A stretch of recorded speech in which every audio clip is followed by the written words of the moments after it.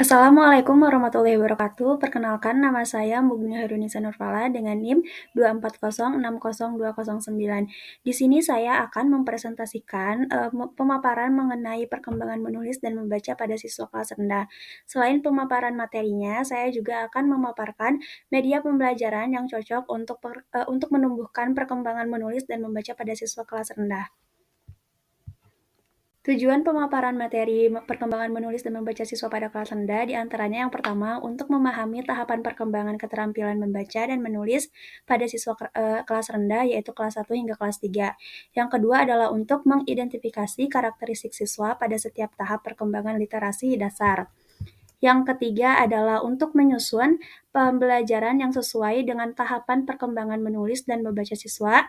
Dan selanjutnya adalah memilih dan menggunakan media ajar yang tepat untuk mendukung kemampuan literasi siswa kelas rendah. Selanjutnya adalah perkembangan membaca. Perkembangan membaca ini memiliki beberapa tahap. Yang pertama itu ada tahap A yang merupakan tahap pramembaca.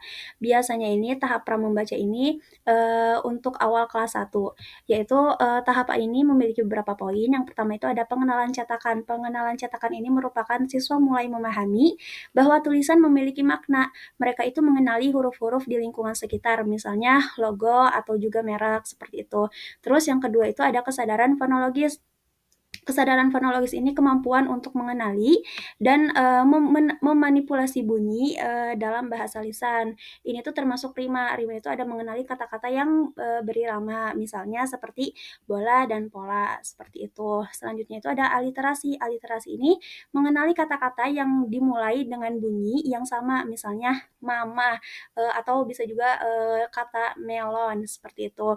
Pemisahan suku kata itu memecah kata menjadi suku kata, misalnya BU, KU menjadi buku, seperti itu. Selanjutnya adalah identifikasi bunyi awal atau akhir, yaitu mengenal bunyi pertama atau terakhir dalam sebuah kata. Selanjutnya yang ketiga itu ada konsep huruf dan kata. Ini tuh untuk memahami bahwa kata terdiri dari huruf dan setiap huruf memiliki bentuk dan nama. Selanjutnya B, yaitu merupakan tahap membaca awal. Biasanya ini juga masih pada kelas 1. Yang pertama itu ada prinsip alfabetik. Prinsip alfabetik ini merupakan memahami hubungan antara huruf dan bunyi fenom, atau disebut juga fenom. Ini adalah inti dari membaca awal. Yang kedua ada pengejaan fonik. Pengejaan fonik ini mulai mengeja kata-kata sederhana dengan menggabungkan bunyi huruf, misalnya B, U, K, U menjadi buku. Jadi dieja satu persatu kata. Satu persatu huruf, maaf.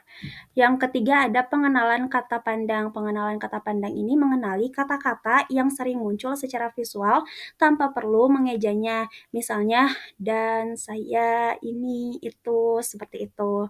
Terus yang keempat ada memahami teks. Memahami teks sederhana. Mampu membaca dan memahami kalimat atau cerita pendek dengan struktur sederhana. Selanjutnya ada membaca lancar atau disebut juga fluensi. Fluensi ini mulai membaca dengan kecepatan, akurasi, dan intonasi yang sesuai, bukan lagi membaca kata demi kata. Selanjutnya adalah C, tahap transisi. Tahap transisi ini bukan lagi kelas 1, melainkan sudah naik ke kelas 2 dan juga kelas 3. Yang pertama itu ada peningkatan kosakata yang mana mengembangkan kosakata aktif dan pasif melalui membaca. Yang kedua ada pemahaman teks yang lebih kompleks, yang mana siswa mampu memahami teks yang lebih panjang dan memiliki struktur kalimat yang lebih beragam. Baik, selanjutnya adalah perkembangan menulis. Jika tadi perkembangan membaca, sekarang perkembangan menulis. Perkembangan menulis ini juga memiliki beberapa tahap. Tahap yang pertama itu ada tahap pramenulis. Ini juga untuk kelas 1. Yang pertama itu ada coretan atau scribbling. Coretan atau scribbling ini di mana anak-anak mulai membuat goresan acak yang perlahan-perlahan memiliki niat untuk berkomunikasi. Yang kedua ada tulisan menyerupai huruf, yang mana goresan mulai menyerupai huruf atau menyerupai angka meskipun belum terorganisir atau masih acak-acakan disebutnya. Yang ketiga ada menulis nama sendiri, yang mana menulis nama adalah salah satu pencapaian awal yang paling penting.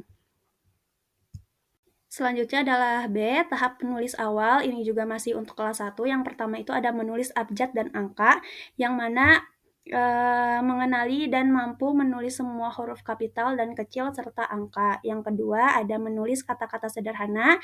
Siswa mampu menulis kata-kata yang sesuai dengan bunyi yang mereka dengar, atau disebut juga pengejaan fonetik. Awalnya pengejaan mungkin belum sempurna, misalnya kakak atau kakak. Yang ketiga itu ada menulis kalimat sederhana, mulai menyusun kalimat-kalimat pendek dengan subjek dan predikat. Yang keempat ada penggunaan huruf kapital dan titik, memahami penggunaan huruf kapital di awal kalimat dan titik di akhir kalimat. Dan yang terakhir adalah menulis teks pribadi, yang mana menulis tentang pengalaman pribadi seperti jurnal sederhana atau surat singkat. Selanjutnya adalah tahap transisi. Tahap transisi ini juga bukan lagi kelas 1, melainkan sudah naik ke kelas 2 dan juga kelas 3. Yang pertama itu ada pengembangan kalimat. Pengembangan kalimat ini menulis kalimat yang lebih kompleks dengan penambahan kata, sifat, kata keterangan, dan frasa. Yang kedua itu ada penggunaan tanda baca lebih lanjut, yang mana menggunakan koma dalam daftar, tanda tanya, dan tanda seru dengan benar. Yang ketiga itu ada menulis paragraf. Menulis paragraf sederhana itu menyusun beberapa kalimat yang berhubungan menjadi sebuah paragraf dengan ide pokok. Yang keempat ada menulis berbagai jenis teks. Siswa mampu menulis cerita pendek atau laporan sederhana seperti surat atau deskripsi. Dan yang kelima itu ada peningkatan kosakata menulis. Siswa mulai menggunakan kosakata yang lebih beragam dan tepat dalam tulisan mereka. Baik, selanjutnya adalah media pembelajaran untuk pengembangan menulis dan membaca pada siswa kelas rendah. Di sini ada lembar soal untuk siswa, yang mana lembar soal ini berisi tentang gambar dan juga beberapa kotak, yang isi dalam kotak itu tuh ada beberapa huruf, dan tidak semua huruf ditulis dalam kotak tersebut. Ada beberapa huruf yang hilang, yang mana nanti siswa diharapkan mampu mengisi huruf apa yang hilang dan nanti siswa menuliskannya. Seperti di sini ada tulisan susu atau apa. Nah, nanti siswanya tuh menyambungkan kata selanjutnya yang hilang itu apa, seperti itu. Dan selanjutnya di lembar selanjutnya juga ada seperti gambar, nanti diberikan kotak, dan nanti untuk huruf yang hilang siswa mampu untuk menuliskan atau mengisi kotak yang tidak ada hurufnya, seperti itu. Selanjutnya adalah sama belajar suku kata, yang mana nanti di sebelahnya itu ada gambar dan di sampingnya ada dua huruf dan titik-titik, dan di sebelahnya itu ada dua kotak dengan dua huruf, yang mana setelah huruf titik-titik itu apa, nanti siswa diminta untuk melingkari atau mencentang huruf setelahnya yang benar seperti apa. Dan gambar selanjutnya juga sama, siswa diberi lembar soal diberi gambar, lalu di sebelahnya ada hurufnya, dan siswa diminta untuk melingkari atau mencentang huruf selanjutnya yang benar yang mana. Media pembelajaran ini tentunya sangat bermanfaat untuk siswa kelas rendah, karena media tersebut mampu untuk mengembangkan keterampilan motorik halus, menulis melibatkan koordinasi tangan dan mata yang presisi, membantu melatih otot-otot kecil di jari dan tangan. Ini sangat penting untuk perkembangan motorik halus anak. Selain itu juga untuk melatih kognisi dan berpikir kritis, untuk juga meningkatkan pemahaman bahasa, mengekspresikan diri dan kreativitas, dan juga untuk memperkuat ingatan dan konsentrasi. Selain itu juga, dan yang terakhir, untuk membangun kepercayaan diri. Ketika siswa berhasil menuliskan sesuatu yang bermakna atau bahkan hanya sebuah kata, itu bisa meningkatkan rasa pencapaian dan kepercayaan diri siswa dalam belajar. Jika untuk manfaat media membacanya itu untuk meningkatkan kemampuan kosakata.